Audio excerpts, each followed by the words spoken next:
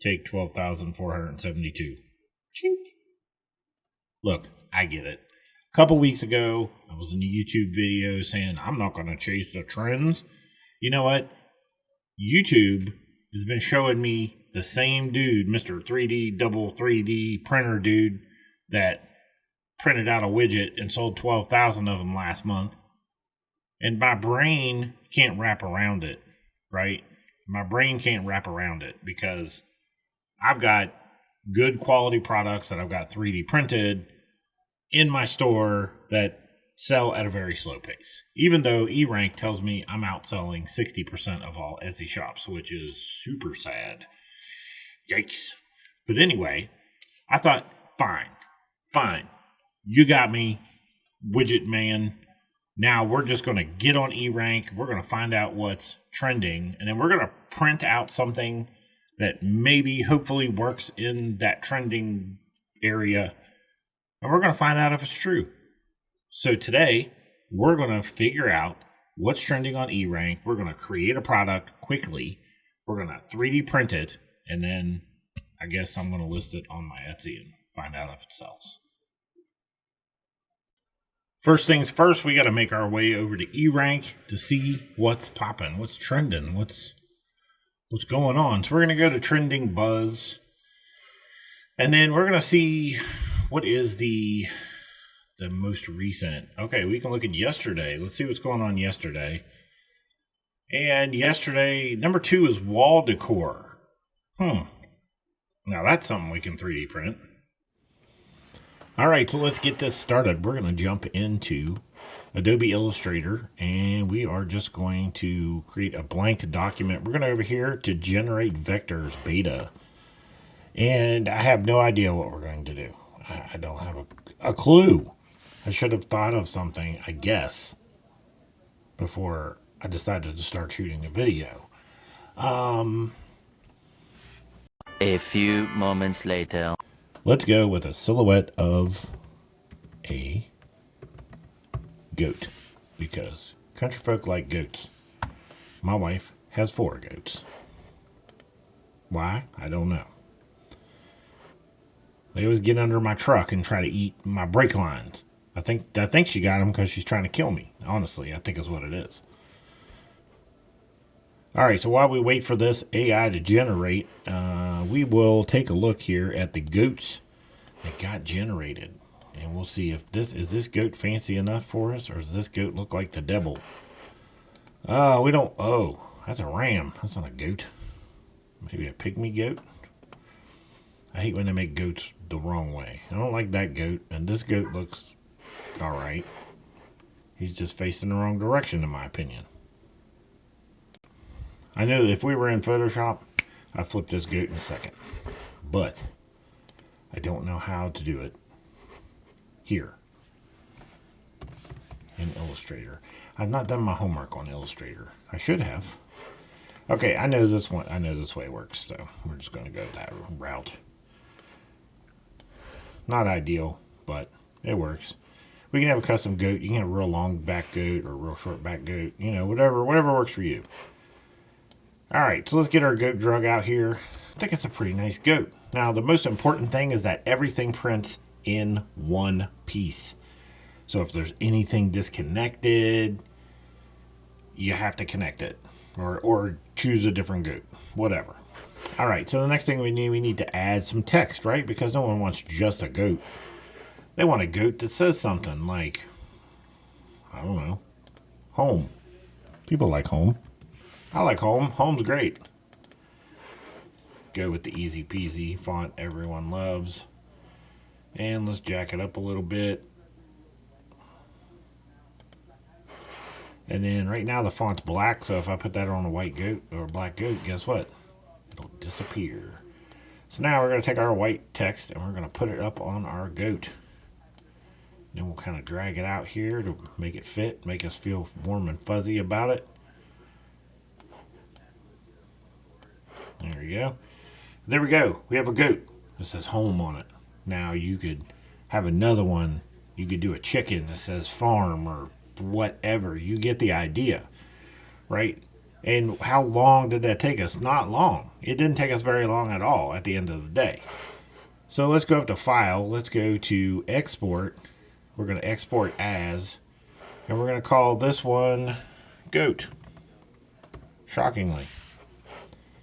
And we're going to save it as an SVG. That's important. Export. Okay. Now, what's the next step? Off to Fusion 360. We're going to import it into Fusion 360, that SVG. Nice and simple. We're just going to find our goat. We're going to click Open. And we're going to click on the bottom plane. Voila. Goat. Now, here's the difference. Right now, you don't necessarily need to make this a particular size. Like, it doesn't matter, because you can scale it in the slicer software. But don't make it so small that you can't work with it in here. And I'm going to try something different that I've not done to this point, and I may regret that later. But what I'm going to try to do, I think, is I'm going to try to extrude the goat and the insides of these letters. Now, if we were to do that normally, guess what? The inside of the E and the inside of the O would not be connected when we did our extrusion. So when we printed it and we picked it up off the plate, the O, the inside of the O and the inside of the E would still be laying there. So that wouldn't be good. Let's do an extrude. And let's do it 2 millimeters. And then we're going to click OK on that one. Now what I'm going to do is I'm going to go back to the sketch. I'm going to turn the sketch back on. And now I'm going to select all the letters. And I've not done this particular trick before. If it works, I'm a hero. If it doesn't, then we'll just pretend like I didn't come up with the idea. Well, what did we do last time? 3 millimeters. So I'm going to click 3 millimeters. Now, instead of join, I think I'm going to do new body. Let's see if I get away with this. All right, so now I have 2 separate bodies. Did I not do? Oh, wait a minute. Did I do 2 millimeters? You know, that would work, technically. But what we don't want is, we don't want this printing face up, right? We don't want it to print face up, because then it'll have, you know, as much as we try to make our top surfaces look good, they never look great. So you really want this to print face down. That way it looks good. So I'm going to show you a little trick. I over extruded home more than the goat, and we don't want that because we want it to print down. So what I'm going to do is I'm going to choose extrude, and then I'm going to select all these letters. All right. And then for the target distance, we're just going to choose cut. And then for the target, I'm going to choose the goat. And then it will cut the letters down to the same level as the goat. So now if we look, they are 2 separate bodies, but they are at the same level. I don't know if this is going to work. I've never done this before. But you know what? I was just in the mood. I was in the mood to do something different. So let's try it. Let's see if it works out. If it does, then I'm a hero, and you guys are going to be like, yay, Roger, good job. And then if it doesn't work, then you can be in the comments like, you're an idiot. All right, so we're going to export, and we're going to export as an STL. I think that's going to be the important factor there. And we're going to call it goat. Goat STL. Now, normally I would do a 3MF, but because when you go to export 3D print, all those bodies need to be one. And remember, we have 2 separate bodies here.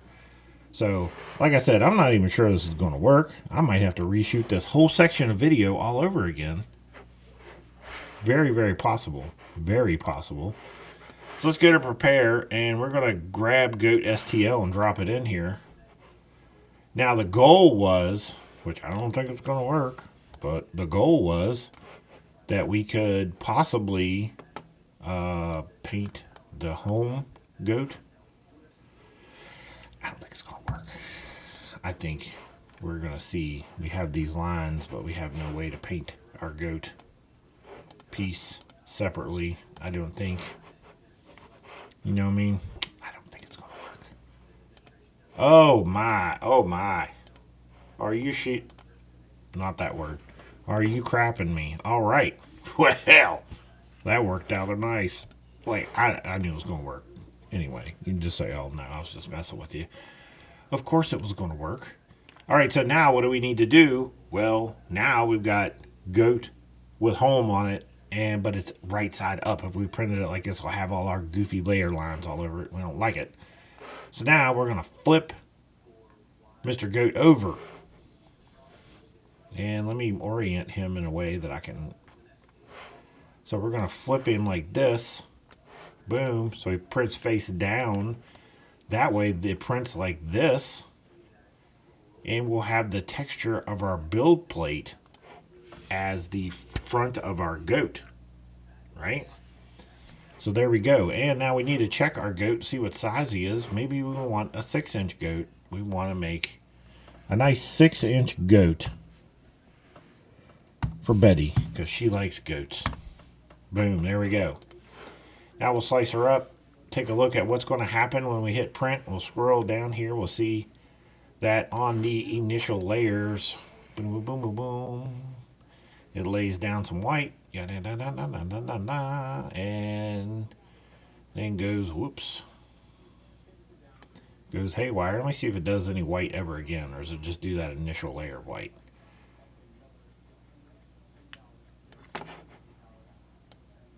Yeah, we have two colors. It looks like it does a couple layers, a few layers of white.